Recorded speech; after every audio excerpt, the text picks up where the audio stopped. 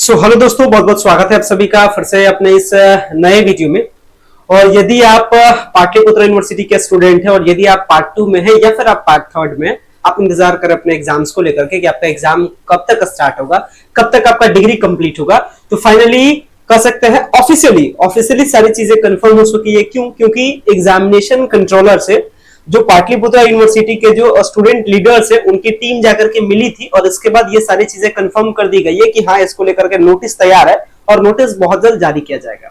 तो कब पार्ट 2 का एग्जामिनेशन फॉर्म भराएगा, कब से कब तक उनका एग्जाम है, पार्ट 3 का कब एग्जामिनेशन फॉर्म भराएगा, कब से कब तक उनका एग्जाम है, और साथ ही साथ उनके लिए भी जिनका बैक है या जिनका कह सकते हैं कि जिनको क्या है प्रॉब्लम है, मींस करने का मतलब जिनका प्रमोटेड लगा हुआ है, जिनका बैक लगा हुआ है, जिनको एब्सेंट लगा हुआ है, पूरी बात करेंगे। ए से लेकर के जेड तक आपको बताएंगे, कुछ भी आपके लिए नहीं छोड़ेंगे। बस आप वीडियो के लास्ट तक बने रहिए, सारी इंफॉर्मेशन ऑथेंटिकेटेड एंड ऑफिशियली सारी चीजें बताऊंगा। आगे आने वाले टाइम में मिला लीजिएगा, सारी चीजें इसी के अकॉर्डिंग होगी।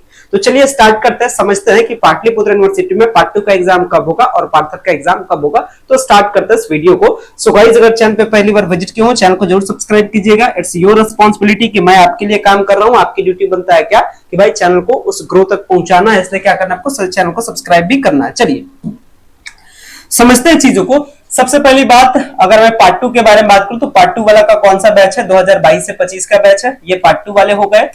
इसके साथ में अगर बात करें आगे, अगर पार्ट 3 वालों के लिए बात करें तो पार्ट 3 में कौन है, तो पार्ट 3 में है 2021 से 24 वाले।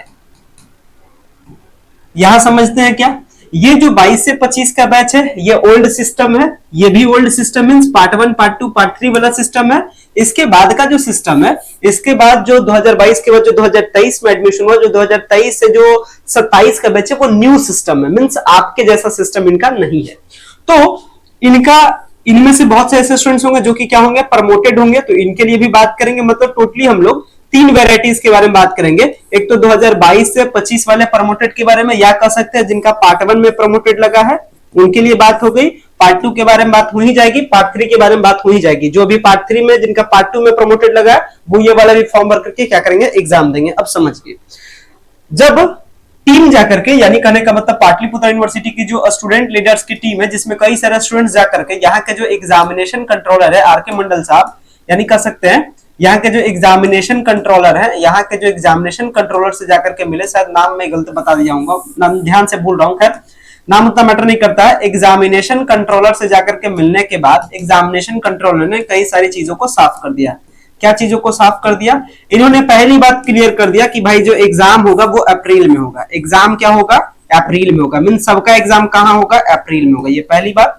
दूसरी बात, एग्जाम के लिए जो फॉर्म भराएगा वो इसी महीने मार्च में भराएगा। तो कब से एग्जाम फॉर्म भराएगा पहले इसको देख लेते हैं, फिर एग्जाम कब से स्टार्ट होगा इसको देख लेंगे, फिर एग्जाम के बाद रिजल्ट कब तक आएगा इसको देख लेंगे, आगे एक एक करके बात करेंगे। तो चलिए सबसे पहले बात कर लेते हैं एग्जामिनेशन फॉर्म को लेकर के। तो सबसे पहले बात करते हैं अगर पार्ट 2 के बारे में, यानी पार्ट 2 के बारे में एग्जामिनेशन फॉर्म के बारे में बात करें, पार्ट 3 के बारे में बात करें, तो ये दोनों इसी मार्च के महीने में होगा। और अभी तारीख कितना है, आज तारीख है 2 मार्च। 2 मार्च के बाद लगभग अब ज्यादा नहीं 6 दिन आगे बढ़ो, यानी 8 मार्च, यानी लगभग इसका जो फॉर्म भराने का जो डेट है वो 8 मार्च तक ऑफिशियली आपके पास निकल करके आ जाएगा। 8 मार्च तक हार्डली, या 8 मार्च से पहले ही आपका ऑफिशियली डेट आ चुका है, क्योंकि सर ने कहा था कि लगभग 5 से 7 दिनों के अंदर इसका सारा नोटिस जारी कर दिया जाएगा। तो मोटा मोटी तौर पे मान के चलो 8 मार्च तक क्या हो जाएगा, फॉर्म भरने का नोटिस आ जाएगा और दोनों का फॉर्म भरने का डेट एक साथ निकलेगा। ये भी बात का आपको ध्यान रखना है। मींस जो पार्ट 3 में भी है, जिनका पार्ट 2 में प्रमोटेड लगा था वो पार्ट 3 वाला भी फॉर्म भर देंगे और पार्ट 2 वाला भी फॉर्म भर देंगे। और इस बार दिलो दिमाग में ये बात को बैठा लीजिए कि आपको ये वाला सेशन क्लियर कर जाना है। इस बार बैक लगाने के चक्कर में नहीं रहिएगा, खास करके पार्ट 3 वाले, क्योंकि अगर आपका इस बार फिर से बैक लगा तो फिर इसके पीछे आपके कोई बैच नहीं है। ये वाला बैच के साथ पार्ट 2 का तो फॉर्म भरिएगा ही, तो आप क्लियर कीजिएगा कि ये वाला आपका बैच क्लियर हो जाए। ऐसा नहीं कि अगर बैक लगेगा तो पीछे कोई बैच नहीं, फिर आपका डिग्री कब कंप्लीट होगा कोई पता नहीं।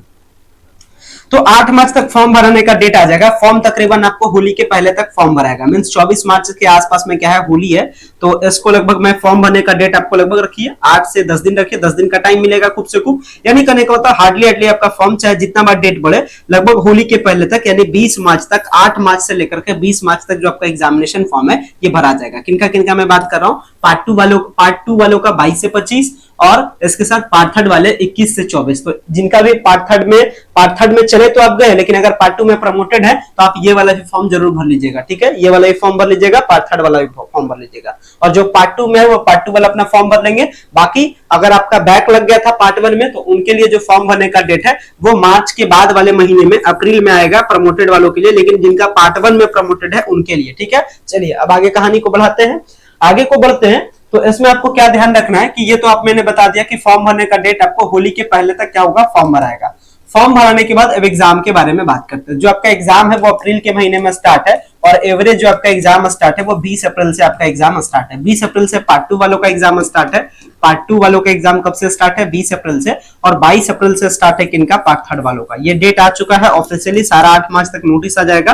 पार्ट टू वाला का जो पार्ट टू वाला का एग्जाम है कब से, 20 अप्रैल से, और 22 अप्रैल से क्या है, पार्ट थर्ड वालों का क्या है, एग्जाम है। एग्जाम आपका अल्टरनेटिव मोड में है, मींस एक दिन पार्ट टू का तो फिर एक दिन पार्ट थर्ड का। सबसे ज्यादा तकलीफ उनको हो जाएगा, सबसे ज्यादा प्रॉब्लम उनको हो जाएगा जो पार्ट थर्ड में तो है लेकिन पार्ट टू में उनका प्रमोटेड था, तो पार्ट टू वाला भी देंगे एग्जाम, पार्ट थर्ड वाला भी देंगे एग्जाम, तो उनके लिए बहुत ज्यादा टफ है। इसलिए आप अभी से अच्छे से तैयारी कीजिए। मार्केट में गेस्ट पेपर आ चुका है, हालांकि मैं आपको कंटेंट अभी बता भी दूंगा किस तरीके से स्ट्रेटजी सेट करनी चाहिए, कैसे क्वेश्चन, रिपीटेड क्वेश्चन कैसे आता है, आगे हम आपको कई सारे वीडियोस देंगे, बस आप लगातार चैनल के साथ कनेक्टेड रहिए। तो आप ध्यान रखना है कि पार्ट थर्ड का जो एग्जाम है वो कब से स्टार्ट होगा, 22 अप्रैल से होगा, और जो पार्ट टू का एग्जाम है वो कब से होगा, 20 अप्रैल से आपका क्या हो जाएगा, पार्ट टू का एग्जाम स्टार्ट हो जाएगा। और ये जो पार्ट थर्ड का एग्जाम है ये लगभग 3 मई तक चलेगा, और जो पार्ट टू का एग्जाम है ये आपका 9 मई तक चलेगा, ठीक है। अल्टरनेटिव है, मींस गैप कर करके है, तो ये कोई दिक्कत नहीं।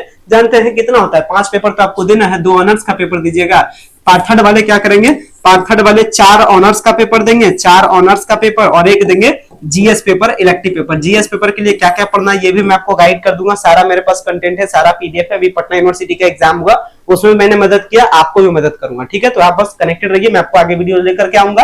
और पार्ट टू वाले के बारे में बात की जाए तो ये देंगे 2 देंगे ऑनर्स का पेपर, पेपर तीसरा, पेपर चौथा, और 2 देंगे सब्सिडरी का पेपर, और फिर आप देंगे कंपोजिशन का पेपर।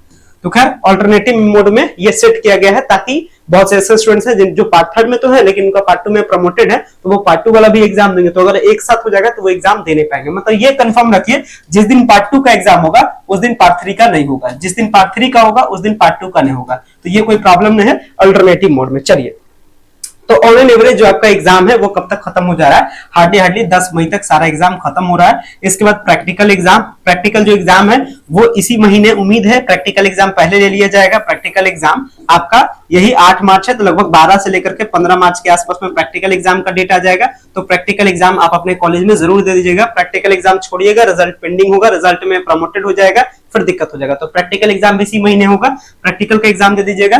तो सब एग्जाम जो आपका फाइनली है वो कर सकते हैं 10 मई के आसपास में सारा एग्जाम खत्म।